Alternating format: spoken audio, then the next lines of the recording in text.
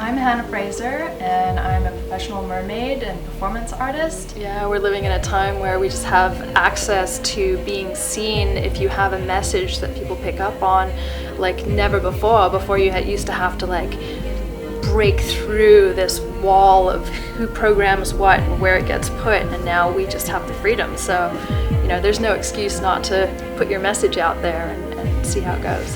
I feel like a common thread that we share is female empowerment and really like bringing the divine feminine back. We live in a time where, at least in this country, we're being given so much freedom to be like sexy, hot ladies, you know, more than we have in history, and yet there's a large aspect of that has become quite tacky and shallow and a veneer of sexy and pretty, as opposed to a really deep feminine freedom. And so we are both utilizing, you know, being in attractive bodies and breaking down that veneer of just having to look good and just to actually put good out into the world. So when I first started modeling, as Alicia was saying, it's hard to find where that sits in between your ego and your giving of yourself. So it was always this kind of weird dance of like, is this okay? And not really feeling grounded in it. When I started becoming a mermaid model and utilizing this beautiful, you know, iconic look, and utilizing it to bring awareness to the ocean environment and specifically like these incredible large ocean animals that I connect with so deeply, everything came into place.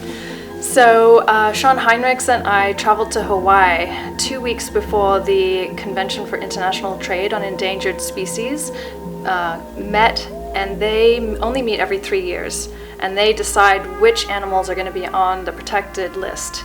And it's United Nations, so there are all these delegates from around the world.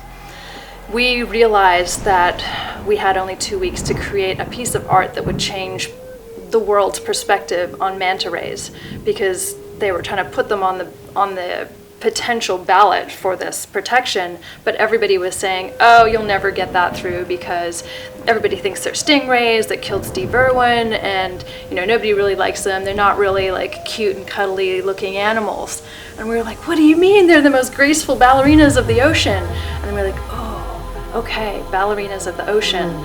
So we flew to Hawaii. I went down 35 foot at midnight, cold ocean, tied to the bottom of the rocks, 35 foot down, holding my breath. There were viper eels wrapping around my legs. I was being swept by really intense currents back and forth onto these sharp rocks.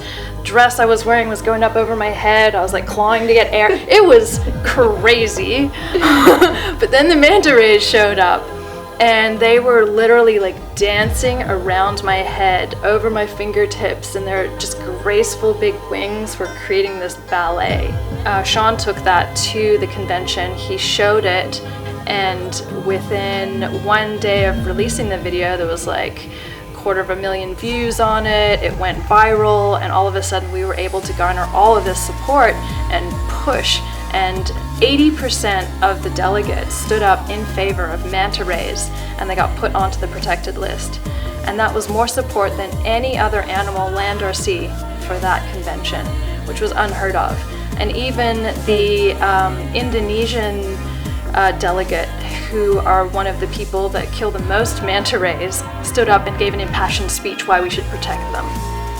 So we actually helped to change a law, and that's where beauty mixed with activism can actually change real, you know, solid life decisions that we're all making together.